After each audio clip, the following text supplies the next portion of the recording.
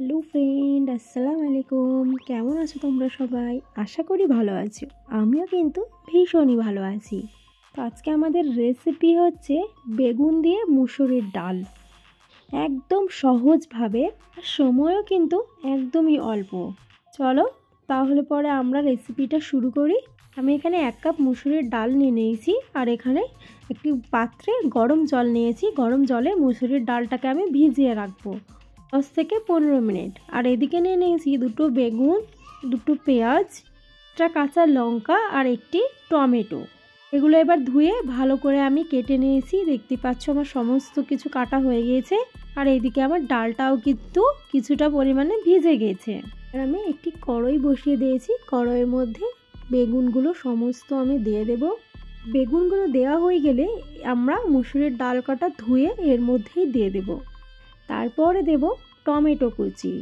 Tomato কুচি দেওয়ার পর দেব হচ্ছে পেঁয়াজ কুচি, দেব 5টা কাঁচা লঙ্কা।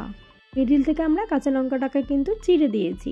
এবার দেব স্বাদ মতো লবণ, 1 চা চামচ লঙ্কার গুঁড়ো। লঙ্কাটা কিন্তু আপনারা আপনাদের ঝাল অনুযায়ী নিয়ে নেবেন।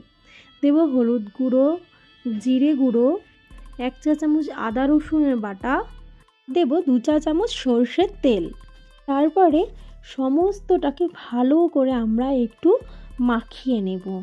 আলতো হাতে ভালো করে সমস্ত কিছু আমরা মাখিয়ে নিলাম। মাখানো হয়ে গেলে দিয়ে দেব পরিমাণ মতো জল।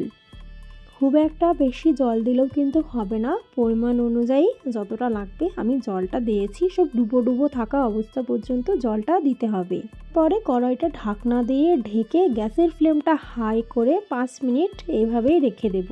5 মিনিট পর ঢাকা খুলে দেখে নেব কীরকম অবস্থায় আছে। দেখতেই পাচ্ছ আমার কিন্তু তরকারিটা ফুটে গেছে। এবার আমি একটু ভালোভাবে নাড়াচাড়া করে আবারও ঢেকে মিনিট 10 গ্যাসের ফ্লেমটাকে একদম লো টু মিডিয়াম রেখে দেব।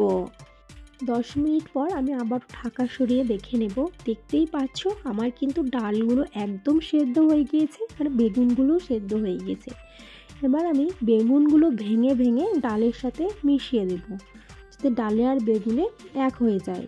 তারপরে একটু নাড়াচাড়া করে আমরা ধনেপাতা দিয়ে রান্নাটাকে ফিনিশড করে নেব।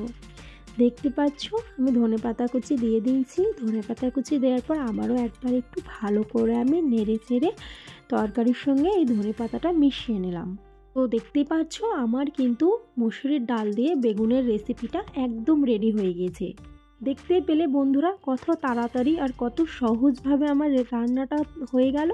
তোমরাও কিন্তু বাড়িতে একবার এইভাবে দেখতে পারো। এত সুস্বাদুভাবে খেতে যে তোমরা বারবার এই রেসিপিটাই বানিয়ে খাবে।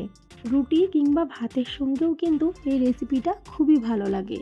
তো আমার এই রেসিপিটা যদি তোমাদের ভালো লেগে থাকে অবশ্যই তোমরা একটা লাইক, কমেন্ট, শেয়ার আর সাবস্ক্রাইব করতে যেন ভুলো না। রেসিপিটা কেমন হয়েছে অবশ্যই জানিও। আবার দেখা হচ্ছে নেক্সট কোনো দিন অন্য কোনো ভিডিওতে। ভালো থেকো, সুস্থ থেকো আর সবাইকে ভালো রেখো।